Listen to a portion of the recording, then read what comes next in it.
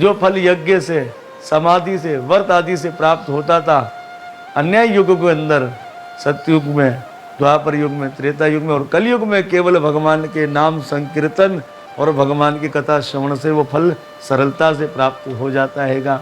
कलयुग में ये गुण देखकर मैया परीक्षित महाराज ने कलयुग को छोड़ दिया। भक्ति देवी ने कह दिया, हे देव ऋषि नारद जी, आप ब्रह्मा जी के बेटा हो, भगवान के भक्त हो, भगवान के धाम में का आना जाना लगा रहता है, मेरे बच्चों पर कृपा कीजिए। देव ऋषि नारद जी ने कहा, माँ कृष्ण को छोड़कर चले थोड़े गए। कृष्ण ने कौरव की तुझ सभा में द्रौपदी की लाज नहीं रखी। कृष्ण अपने भक्त प्रहलाद के लिए खम्भ से निकल कर नहीं आए। अरे वो गजेंद्र उस हाथी ने प्रीतिपूर्वक कमल का फूल कृष्ण को भेंट किया, भगवान तो उसकी रक्षा के लिए भी आ गए। इसलिए माँ श्री कृष्ण का ध्यान करो, वो सबके दुख को दूर करने वाले हैंगे।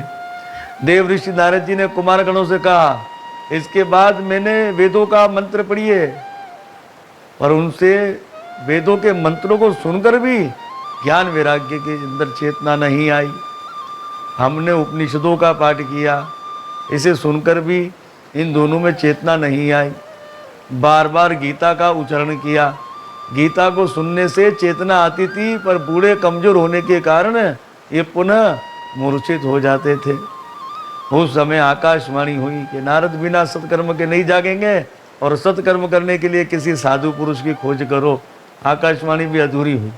सत्कर्म कौन सा आकाशवाणी ने नहीं बताया, साधु पुरुष कौन सा ये भी नहीं बताया। अब तो भगवान हम परेशान थे, पर आकाशवाणी ने हमें तो और परेशान कर दिया। अब हम जिससे कहे कि भक्ति का दुख कैसे दूर होगा, ज्ञान वैराग्य कैसे जागृत होंगे, पर किसी ने हमारे प्रश्न का उत्तर नहीं दिया। अब तो भगवान यही चिंता सता रही है और मेरी चिंता का कारण ये, इसी बद्री धाम में मैं इसी चिंता में बैठा हूँ। चारों कुमार मुस्कुराने लगे, अरे इतनी सी बात के लिए चिंता करते हो, इसका उपाय हमारे पास है। अरे कैसा उपाय है? बोले श्रीमद् भागवत सप्ताह करो, इसी से भक्ति का दुख दूर होगा और ज्ञान वैराग्य जागृत हो जाएंगे। देव ऋषि नारद जी ने कहा, भगवान जब वेद सुना दिया, उपनिषद सुना दिया, गीता सुना दिया और भागवत तो हमने भी अपने पिता से श्रवण की हैगी, भागवत भी तो वेद का अंश है, तो भागवत से क्या होगा? उस समय चारों कुमारों ने कहा, नारद भागवत वेद का अंश है, पर ना तो वेद की शाख, ना तो वेद का पत्ता, भागवत वेद का पका हुआ फल है। अरे अच्छा, तो ठीक है भगवान, कीजिए भागवत कथा को। तो कुमार गणों ने कहा, ये बद्रीनाथ की भूमि है, ध्यान की भूमि, और ध्यान की भूमि में ज्ञान नहीं हो सकता, इसलिए नीचे चलिए। नीचे का बोले हरिद्वार, हरिद्वार में ज्ञान के रसिक साधु रहते हैं, वहीं पर इस ज्ञान यज्ञ को किया जाएगा। तो चारों कुमारों को लेकर देव ऋषि नारद जी आ गए। उस समय सुंदर 4 आसन बनाए, सब लोग उस कथा में आ रहे हैं। गंगा मैया की जय, हरिद्वार धाम की जय, श्रीमद् भागवत महापुराण की जय। शंख बजाए जा रहे हैं, बाजे बजाए जा रहे हैंगे, ढोल बजाए जा रहे हैंगे, और तो और गुलाल उड़ाया जा रहा हैगा। उस समय चारों कुमार आसन पर बैठे, जितने श्रोतागण थे सबसे कहा कि हम आपको श्रीमद् भागवत की कथा कहेंगे, जिस कथा को सुखदेव गोस्वामी महाराज जी ने परीक्षित से कहा था। इस कथा को सदैव सुनना चाहिए, क्योंकि सदैव सुनने से वो चित्त चोर भगवान हमारे चित्त में आकर बैठ जाते हैं, और जब भगवान चित्त में आकर बैठ जाते ये चित्त कहीं आता जाता नहीं। बस इतना कहना था, तो पीछे से आवाज़ आ गई, श्री कृष्ण गोविंद हरे मुरारी, हे नाथ नारायण वासुदेवा। नाम संकीर्तन करते हुए भक्ति देवी उस पंडाल में थाता थैया कर कर नाचने लगी। और जो उनके 2 बेटा थे, ज्ञान वैराग्य बूढ़े थे, मूर्छित थे, मूर्छा भी खुल गई, बुढ़ापा भी दूर हो गया, और अपनी मैया के संग झूम झूम कर नाच रहे थे। जितने श्रोता वहां पर विराजमान थे, सबने कहा, ये देवी कहाँ से आई? चारों कुमारों ने कहा, ये यहाँ से आई। भक्ति हमारे भीतर है, कहीं बाहर से लानी नहीं पड़ती, पर मंथन करना पड़ता हैगा। इसलिए 7 दिन की कथा का मंथन होता है, तभी भक्ति देवी हमारे हृदय से प्रकट होती हैगी। भक्ति देवी ने अपने पुत्रों सहित चारों कुमारों को नमस्कार किया। बोले, भगवान आपने सबको आसन दे रखा बैठने के लिए, मैं कहाँ जाकर बैठूं? उस समय कुमारगणों ने कहा, ये जितने श्रोता यहाँ पर विराजमान हैं, हे भक्ति देवी तुम अपने पुत्रों सहित सबके हृदय में जाकर बैठ जाओ। इसलिए जो लोग भागवत कहने सुनने की इच्छा जागृत करते हैं, भक्ति देवी उनके हृदय में जाकर बैठ जाती है, अपने बेटा ज्ञान वैराग्य के संग तो शक्ति प्रदान करती है। ऐसे भक्ति महारानी को हम नमन करते हैं। देव ऋषि नारद जी तो बड़े प्रसन्न हो गए हैं कि भागवत कथा के श्रवण से चारों कुमारों की कृपा से जो भक्ति देवी थी उसका शोक दूर हो गया, और जो उनके बेटा ज्ञान वैराग्य बूढ़े थे, बेहोश थे, उनका बुढ़ापा भी दूर हो गया। तो चारों कुमारों के चरणों में गदगद होकर प्रणाम किया देव ऋषि नारद जी ने। भगवान ये बताइए कि श्रीमद् भागवत कथा से किसी जीव का कल्याण हुआ? चारों कुमार मुस्कुराने लगे। नारद तुम तो जीवित प्राणी के लिए पूछते हो, भागवत ने तो ऐसे जीव का उद्धार कर दिया जिसने अपने जीवन में पाप के अन्यथा कोई पुण्य ही नहीं किया। एक तो पूरी जिंदगी पाप की, फिर अकाल मृत्यु हो गई, फिर प्रेत बन गया, ऐसे प्रेत का भागवत ने उद्धार कर दिया। अरे जीवित प्राणी सुन ले, उसका तो कहना ही क्या। नारद ऋषि ने चारों कुमारों के चरणों में प्रणाम किया। भगवान ये बताइए कैसे उस प्रेत का उद्धार किया? तो अब तुंगभद्रा नदी के किनारे एक गांव था जहां आत्मादेव शर्मा जी रहते थे। अब ये कथा आरंभ होती है। तो आत्मादेव शर्मा जी थे, उनकी पत्नी का नाम धुंधली था। ज्ञान आत्मादेव शर्मा और अज्ञान उनकी पत्नी धुंधली, जिनका कभी मेल हो ही नहीं सकता हैगा, इसलिए संतान भी नहीं हुई। महाराज आत्मादेव शर्मा जी के पास धन धान्य की कोई कमी नहीं थी, नाम की कोई कमी नहीं थी, कमी थी संतान की, संतान नहीं थी। महाराज गाय को पाला, गाय भी बांझ, वृक्ष लगाया वे भी फल ना दे, और बाजार से कोई फल लेकर आवे वे भी मुरझा जाए। अब आत्मादेव शर्मा जी ने सोचा इतना धन धान्य किस काम का, जहाँ संतान ना हो। तो आत्मादेव शर्मा जी आत्महत्या करने के लिए जंगल में चले गए। ये जंगल में रो रहा था, एक सन्यासी गुजरे, वहां से सन्यासी की दृष्टि पड़ी। सन्यासी को ऐसा लगा शायद घर बार छोड़कर राम से मिलने के लिए वन में आया है, तो इसे राम भक्ति का मार्ग बता देना चाहिए। सन्यासी बाबा ने कहा भैया क्यों रोते हो, राम से मिलने के लिए रोते हो? मैं तुम्हें राम भक्ति का मार्ग बताऊंगा, खड़े हो जाओ। अब तो आत्मादेव शर्मा जी ने जैसे नेत्र खोले, सन्यासी बाबा को देखा, बड़े तेजस्वी थे, चरणों में गिर गए, बोले भगवान राम के लिए नहीं, मैं तो अपने काम के लिए रो रहा हूँ। अरे कैसा काम? बोले विवाह किया, संतान नहीं है, गौ माता पाली, वे भी बांझ, वृक्ष लगाया वे भी फल ना दे, और बाजार से लाया फल भी मुरझा जाए। अपने पूर्वजों को जब श्राद्ध में तर्पण करता हूँ तो उनकी आंख में आंसू देखता हूँ, क्योंकि मेरे बाद उनको श्राद्ध तर्पण करने वाला कोई नहीं हो। संतान बिना भगवान कोई जीवन है। इतना धन धान्य किस काम का जब संतान ना हो? तो अपने राम तो आत्महत्या करने के लिए आए हैं, पर आप जैसे महापुरुष को देखकर एक उम्मीद जागृत हो गई कि आप मुझे संतान दोगे तो भगवान अब कृपा कीजिए, अब आए हो तो हमें संतान दीजिए।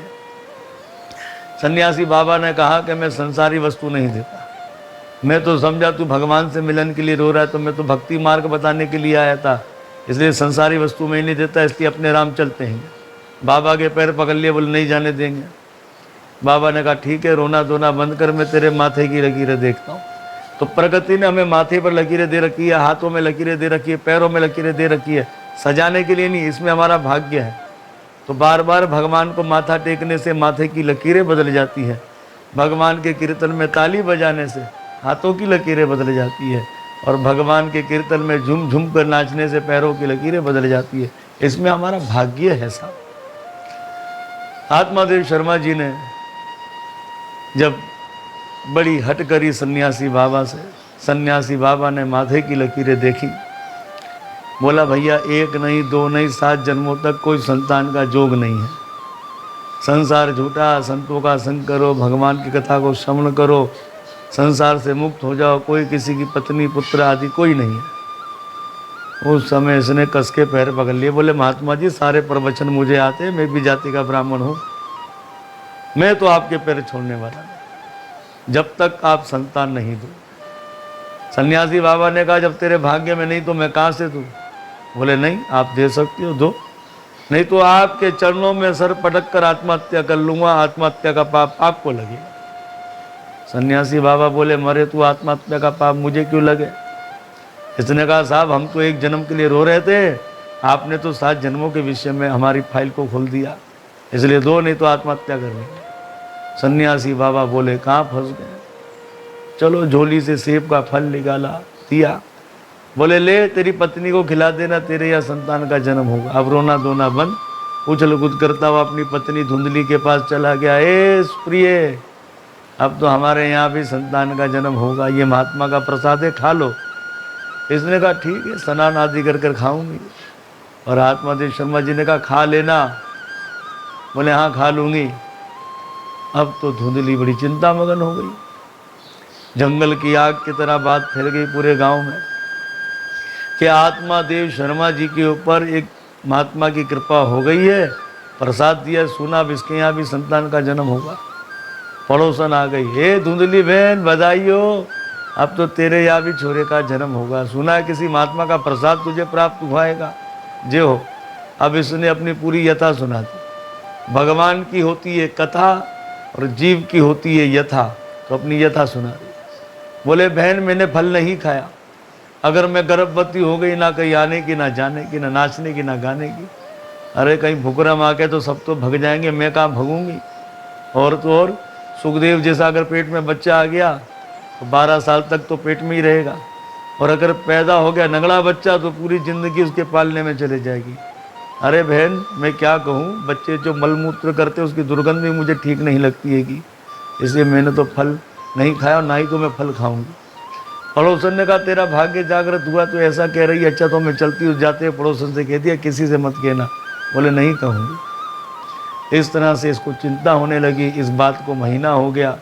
उसी गांव में इसकी छोटी बहन रहती थी, मिलने के लिए आई। छोटी बहन ने कहा अरे धुंधली बहन इतनी उदास क्यों है, तो इतनी चिंता मगन क्यों दिखलाई दे रही है, सब कुशल मंगल तो है। अब इसने अपनी बहन को पूरी स्टोरी बता दी कि ऐसे ऐसे तेरे जीजा जी ना जाने कहाँ से फल लेकर आ गए।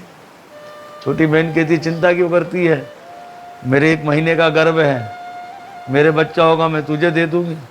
और रही बात किसी को पता ना लगे, ये फल तुम अपनी गाय को खिलाते और तुम अपने पति के सामने पेट में कपड़ा फंसा कर नाटक करना आरम्भ कर दो। और जब समय आएगा मेरे संतान होगी, मैं तुम्हारे जमाई के द्वारा बच्चे को तुझे दे दूंगी। इसके बाद तुम स्वामी जी को पैगाम दे देना कि संतान हो गई। और रही बात, तू अपने पति से कह देना कि मेरी बहन के यहाँ भी पुत्र का जन्म हुआ, पर जन्मते ही बच्चा मर गया, तो मेरी तो छाती से दूध नहीं आता, कहो तो अपनी बहन को बुला लूँ, वही अपने बच्चों को पालन कर लेगी, दूध पिला देगी, ऐसा कह देना। बस ऐसा कहकर चली गई। धुंधली ने पति देव से कहा कि मैंने प्रसाद खा लिया है और अब मुझे ऐसा लगता है कि मुझे गर्भ रह गया है। आत्मादेव शर्मा जी बड़े प्रसन्न हुए और सूत्र का भवन के अंदर एक कमरा होता है, वहाँ पर भेज दिया। अब जब जब आत्मादेव शर्मा जी अपनी पत्नी को मिलने आवे तो पेट में कपड़ा फंसाकर गर्भवती बनने का नाटक करे। समय आने पर छोटी बहन के यहाँ पुत्र का जन्म हुआ और उस बच्चे को भिजवा दिया बहन के यहाँ। उस समय धुंधली ने अपने जवाई को धन आदि दिया, बोले किसी से कहना मत, विदा कर दिया। और दासी को कहा जाओ महाराज जी को जाकर कह दो कि आपके यहाँ पुत्र का जन्म हो गया। आत्मादेव शर्मा जी बड़े प्रसन्न हुए, याचकों को खूब दान पुण्य आदि किया। समय आने पर 12 दिन हुए तो बच्चे का नामकरण किया जा रहा था। धुंधली ने कहा वाह रे वाह, 9 से 10 महीना मैंने पेट में रखा, नाम आप रखोगे ऐसा नहीं होगा, प्रिय तुम ही रख लो। क्या नाम रखोगे? बोले मेरा नाम धुंधली, तो मेरे पुत्र का नाम होगा धुंधकारी। धुंधली का अर्थ होता है धूल और धुंधकारी का अर्थ होता है सदैव कष्ट देने वाला। अब महाराज आगे चलकर 3 महीने हुए, जिस गाय को फल खिलाया था उस गाय से भी एक पुत्र का जन्म हुआ। बच्चा था तो पूरा इंसानों की तरह, पर उसके कान थे गाय की तरह, इसलिए बच्चे का नाम गौकर्ण जी हुआ। अब तो दूर दूर से इस बच्चे को लोग देखने के लिए आ रहे और आपस में कानाफूसी कर रहे हैं कि वाह आत्मादेव शर्मा जी का भाग्य, संतान नहीं तो नहीं, संतान हुई तो पत्नी ने भी छोरा दे दिया और गाय ने भी छोरा दे दिया। समय आने पर जब दोनों बड़े हुए तो उन्हें गुरुकुल में भेजा। अब धुंधकारी तो बना चोर और गौकर्ण महाराज जी तो विद्वान पंडित बने।